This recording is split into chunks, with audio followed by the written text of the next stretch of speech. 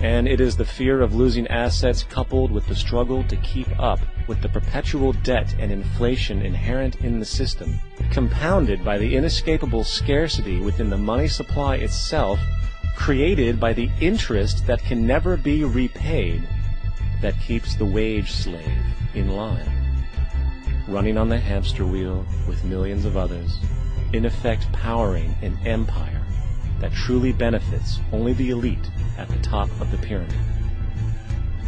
For, at the end of the day, who are you really working for? The banks. Money is created in a bank and invariably ends up in a bank. They are the true masters, along with the corporations and governments they support. Physical slavery requires people to be housed and fed. Economic slavery requires people to feed and house themselves. It is one of the most ingenious scams for social manipulation ever created, and at its core, it is an invisible war against the population. Debt is the weapon used to conquer and enslave societies, and interest is its prime ammunition.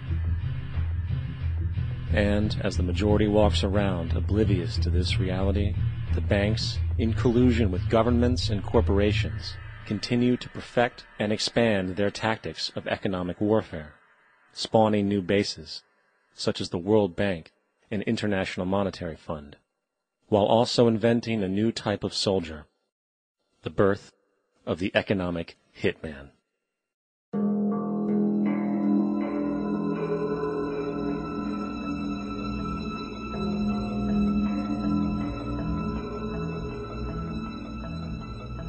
We economic hitmen really have been the ones responsible for creating this first truly global empire.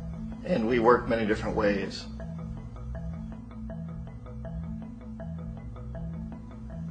But perhaps the most common is that we will identify a country that has resources our corporations covet, like oil, and then arrange a huge loan to that country from the World Bank or one of its sister organizations.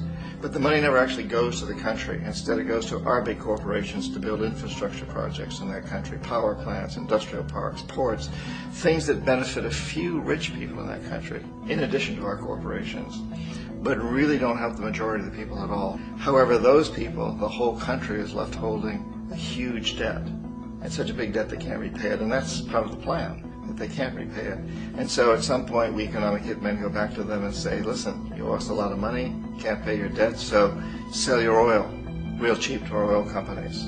Allow us to build a military base in your country, or send troops in support of ours to someplace in the world like Iraq, or vote with us on the next UN vote, to have their electric utility company privatized and their water and sewage system privatized and sold to U.S. corporations or other multinational corporations. So there was that whole mushrooming thing, and it's so typical of the way the IMF and the World Bank work, that you put a country in debt, and it's such a big debt it can't pay it, and then you offer to refinance that debt and pay even more interest.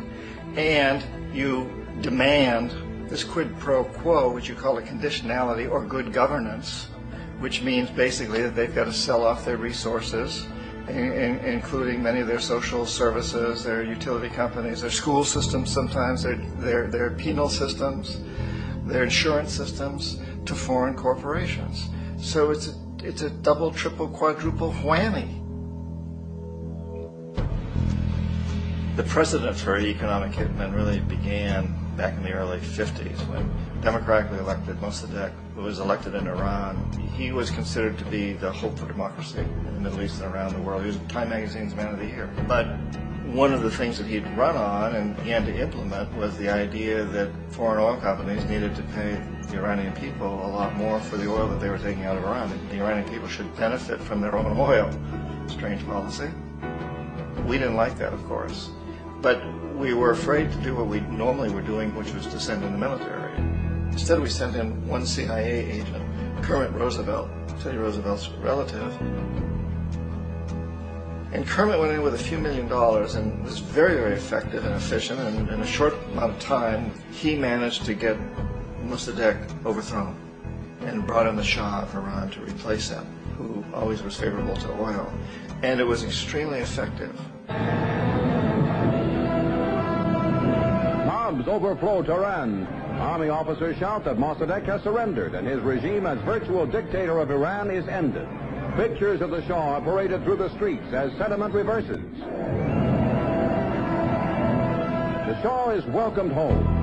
So back here in the United States, in Washington, people looked around and said, wow, that was easy and cheap. So this established a whole new way of manipulating countries, of creating empire. The only problem with Roosevelt was that he was a card-carrying CIA agent, and had he been caught, the ramifications could have been pretty serious. So very quickly at that point, the decision was made to use private consultants to channel the money through the World Bank or the IMF or one of the other such agencies, to bring in people like me who worked for private companies, so that if we got caught, there would be no governmental ramifications.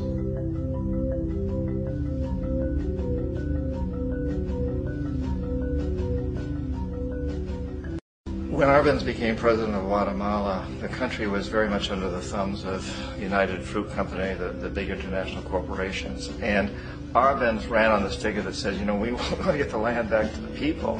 And once he took power, he was implementing policies that would do exactly that, give the land rights back to the people. United Fruit didn't like that very much.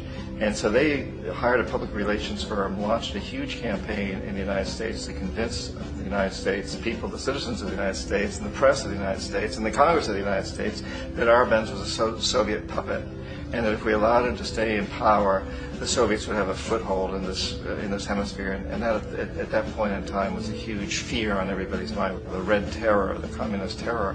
And so, to make a long story short, out of this public relations campaign came a commitment on the part of the CIA and the military to take this man out.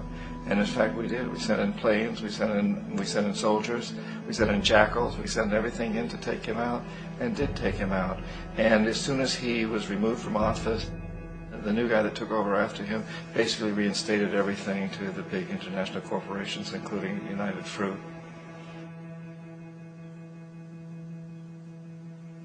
Ecuador for many, many years had been ruled by pro-U.S. dictators, often relatively brutal. Then it was decided that they were going to have a truly democratic election. Jaime Roldos ran for office. And his main goal, he said, as president would be to make sure that Ecuador's resources were used to help the people. And he won, overwhelming, by more votes than anybody had ever won anything in Ecuador. And he began to implement these policies to make sure that the profits from oil went to help the people. Well, we didn't like that in the United States. I was sent down as one of several economic hitmen to change Roldos, to corrupt him, to bring him around, to let him know, okay, you can get very rich, you and your family, if you play our game, but if you continue to try to keep these policies you've promised, you're going to go. He wouldn't listen.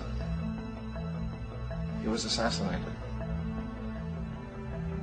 As soon as the plane crashed, the whole area was cordoned off. The only people allowed in were U.S. military from a nearby base and some of the Ecuadorian military. When an investigation was launched, two of the key witnesses died in car accidents before they had a chance to testify. A lot of very, very strange things that went on around the assassination of Jaime Roldos.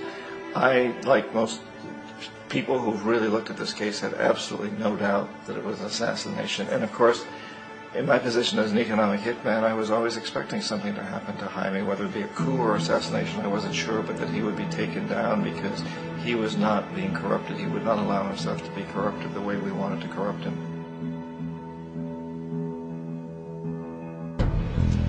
Omar Torrijos, president of Panama, was, one of my favorite people. I really, really liked him. He was very charismatic. He was a guy who really wanted to help his country.